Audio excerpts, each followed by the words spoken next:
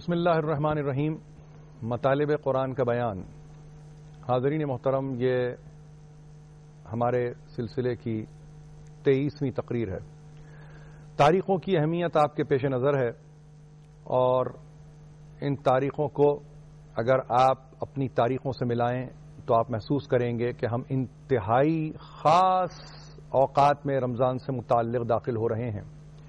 اپنی عبادتوں میں اور اپنی ریاضتوں میں جس حد تک ممکن ہو سکے اپنے آپ کو منہمک رکھیے اور کسی کی خوشی تلاش نہ کیجیے سوا معبود حقیقی کی، اس لیے کہ انتہا میں جو خوشی آپ کو نتیجے تک پہنچانے والی ہے وہ آپ کے پیدا کرنے والے کی خوشی ہے. اگر وہ راضی تو سب راضی، اور اگر وہ ناراض تو سب جتنے بھی خوش ہوں اس سے کوئی فرق نہیں پڑتا، لیکن اس کی خوشی مقدم ہے. رمضان میں ظاہر ہے کہ ہمارے لیے قرآن سے بہتر اور کیا صورت ہو سکتی ہے، اور اس انداز سے کہ جہاں آپ کی فکر کو مسلسل قرآن سیقل کر رہا ہو، چمکا رہا ہو، نکھار رہا ہو، اور اس طرح سے سنوار رہا ہو کہ وہ انسان جو مادیت پسند دنیا میں گھرا ہوا ہے اپنے آپ کو اس ایک مہینے میں بلند کر کے اپنے رب سے قریب کر لے. کل ہم سورہ عصر کے مباحث میں اپنے آپ کو پا رہے تھے اور ہم نے اپنے کلام کو منطقی انجام تک نہیں پہنچایا تھا، لہذا تسلسل فکر کو باقی رکھتے ہوئے ذرا سا ایک چیز کو پھر دہرانا میں چاہتا ہوں، اور وہ یہ کہ مختصر ترین سورہ ہے، بمشکل تمام یعنی 14 کلمات پر مبنی یہ سورہ، 3 آیتوں پر مشتمل یہ سورہ، اور اپنے قبیل میں مکی سورہ اور آغاز قرآن میں نازل ہونے والا سورہ، مگر معانی اور مفاہیم میں اتنا ادق ہے اور اتنا دقیق ہے کہ رہتی دنیا تک کے انسانوں کے لیے اس نے اپنی جانب توجہات کو مبذول کرا لیا ہے. اور کیوں نہ کراتا، زمانے کی قسم کھائی ہے اور یہیں سے آغاز کلام ہو رہا ہے کہ قسم ہے زمانے کی، اور جواب قسم یہ ہے کہ بے شک انسان خسارے میں ہے. کیا اس آیت پر رکتا ہوا انسان مایوس ہو جائے؟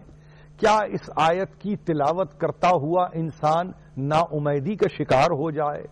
کیا اس آیت کا ترجمہ پڑھتے ہوئے انسان رقت میں مبتلا ہو جائے اور یہ سمجھ بیٹھے کہ انسان تو بہرحال نامراد ہوا، انسان تو بہرحال ناکام ہوا؟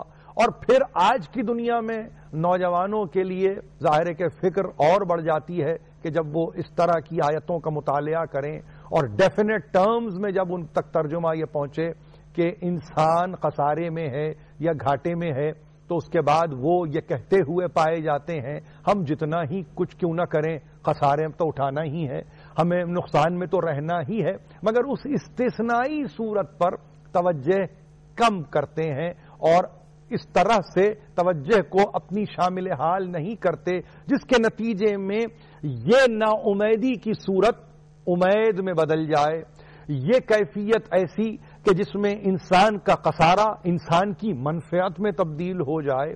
ایسی صورت کے لیے قرآن کا مطالعہ کرنا اشد ضروری ہے. استثناء اللہ کے ساتھ ہے. دیکھیے لا الہ الا اللہ میں اللہ استثناء ہے، تبھی آپ اللہ تک پہنچے ہیں. مایوسی جب کلمہ طیبہ میں نہیں ہے تو پھر قرآن مجید میں مایوسی کیسے ہو سکتی ہے؟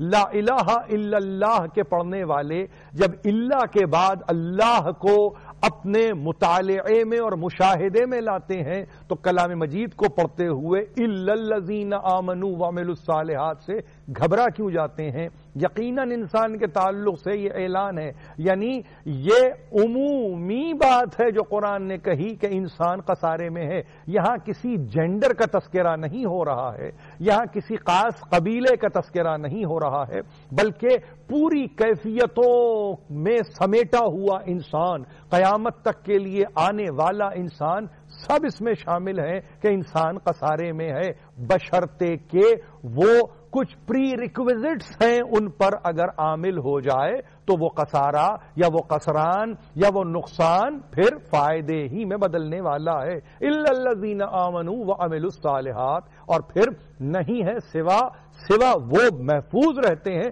جو ان 4 صفات کے حامل ہوں: ایمان، عمل صالح، حق کا توصیہ اور صبر کی وصیت. اگر یہ 4 چیزیں انسان کے احوال میں شامل ہیں تو پھر ایسا انسان خسارے میں نہیں ہے، جبکہ اعلان ہے کہ انسان خسارے میں ہے، مگر وہ اس سے مبرہ ہو گیا، وہ اس سے منزہ ہو گیا، وہ اس سے ماورا ہو گیا، وہ اس سے بلند ہو گیا، فقط اس لیے کہ اس نے ان 4 اوصاف کو اپنے احوال میں شامل کیا. تو پہلا وصف ایمان ہے. اگر کوئی یہ کہے ایمان کیا ہے تو ایمان کے متعلق ہمیشہ یاد رکھیے کہ عمومی اصطلاح میں ایمان اس کیفیت کو کہتے ہیں جس میں اللہ، رسول اور قیامت کا اعلان ہو. اب وہ اعلان باللسان ہو اور نتیجہ بالقلب ہو تو ہر طرح سے یہ ایمان ہی ایمان ہے. مگر کیا کریں، قرآن نے ہماری ہدایت کی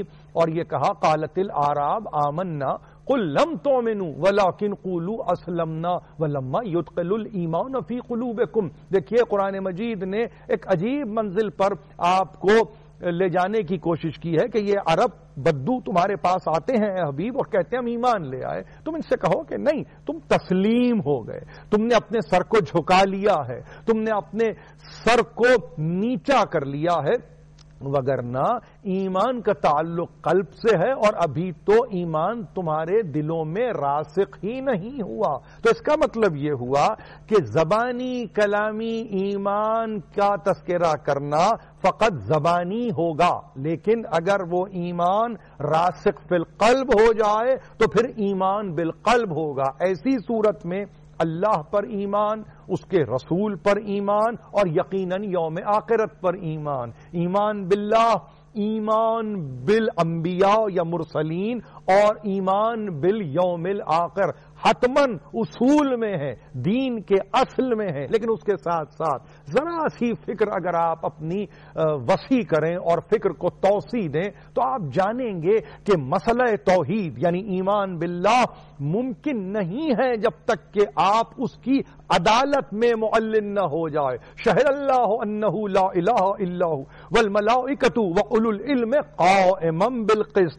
دیکھیے گواہی تو ہے اللہ کے تعلق سے، خود اللہ گواہی دے رہا ہے، ملائکہ گواہی دے رہے ہیں اور صاحب ایمان گواہی دے رہے ہیں کہ وہ عدل و قسط پر قائم ہے. تو اس کا مطلب یہ ہوا کہ توحید کے ساتھ عدل اور تصور عدل کو فراموش نہیں کرنا چاہیے. یعنی ایمان کا حصہ یہ ہونا چاہیے کہ وہ تنہا حکومت فقط ایسے نہیں کر رہا ہے کہ جو کسی جبر کا نتیجہ اور کسی قہر کا نتیجہ ہے، بلکہ عدالت کے ساتھ وہ حکومت کر رہا ہے. اور اسی طرح سے سلسلہ انبیاء و مرسلین 11 ہجری میں ختم ہوتا ہے، لیکن قیامت تک کے لیے ہدایت کا سامان انسان کو مل رہا ہے. تو آخرت کے مسئلے تک پہنچتے ہوئے ایک بات کی گواہی انسان کو دینا چاہیے اور اس کا دل گواہ بن جائے کہ ہدایت ختم نہیں ہوئی، سلسلہ ہدایت جاری ہے. تو ایسی صورت میں اصول دین آپ کو سمجھ میں آ جائیں گے. تو ایمان ایک بنیادی شرط ہے. اس کے فوراً بعد ہی کہا عمل صالح.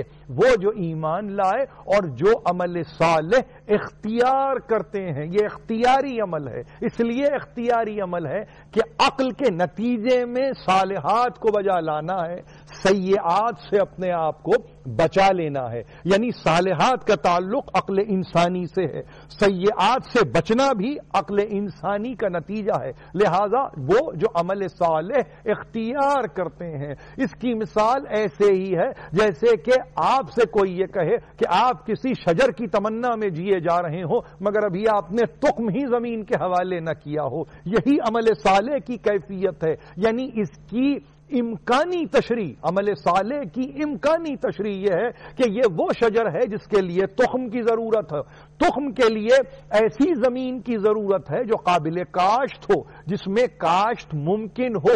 شور زدہ زمین میں کاشت نہیں ہوتی، نمک بھری زمین میں کاشت نہیں کی جاتی، اس لیے زمین کو اس اعتبار سے پلاؤ کیا جائے، اس اعتبار سے زمین کو آمادہ کیا جائے۔ یہ زمین آپ کا قلب ہے، مومن کا قلب وہ کھیتی کی زمین ہے جس کو وہ تیار کرتا ہے، اس میں ایمان کا تخم بوتا ہے اور اس کے بعد مسلسل اس کی آبیاری کرتا چلا جاتا ہے تاکہ کہ پھر وہ ایک ایسے مضبوط شجر کو دیکھے جو سایہ دار ہو، جس میں آنے والے پناہ لے سکیں۔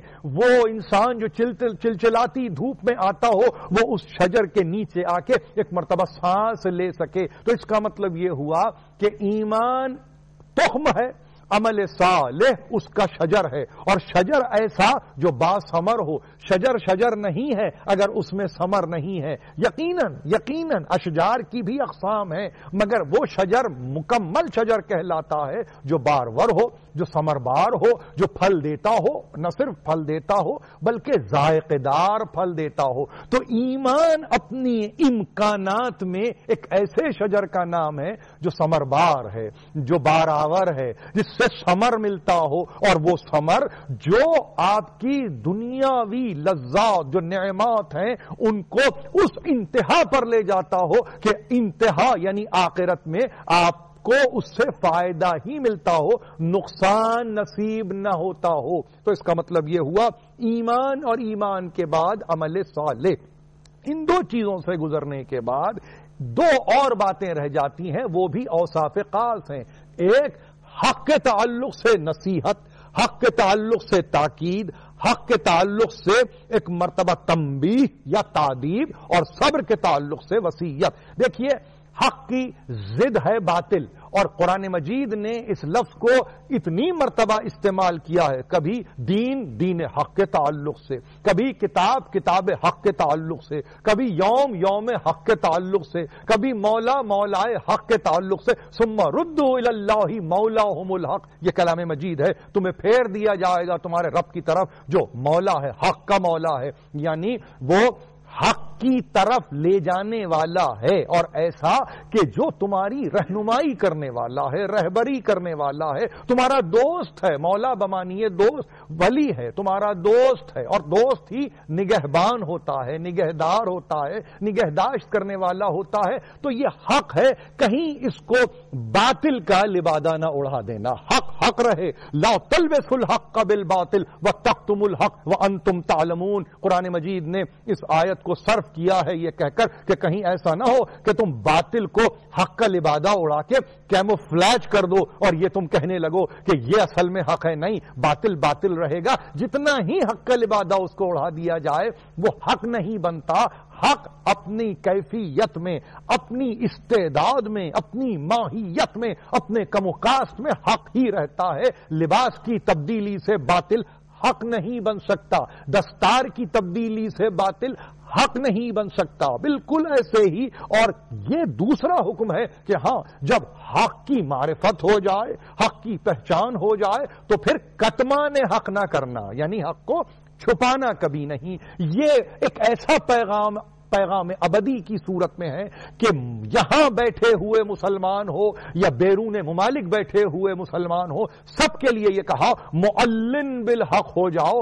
حق کو چھپانے کی ضرورت نہیں ہے، کتمان حق کی ضرورت نہیں ہے۔ اور پھر یہ وہ حق ہے کہ جو فرد تک محدود نہ رہے بلکہ اجتماع کی نظر ہو جائے، یہاں تک کہ بڑھتے حق اس منزل پر آ جائے کہ اب اگر حق کی صدا لگاؤ اور کہیں ظلم تم پر پیدا ہو جائے یا ظلم تم پر ڈھایا جائے تو گھبرانے کی ضرورت نہیں ہے۔ انہی کے لیے صبر کی وصیت ہے، انہی کے لیے صبر کا توصیہ ہے۔ یہ قرآن ہے، دیکھیے نفسیات انسان سے واقف ہے۔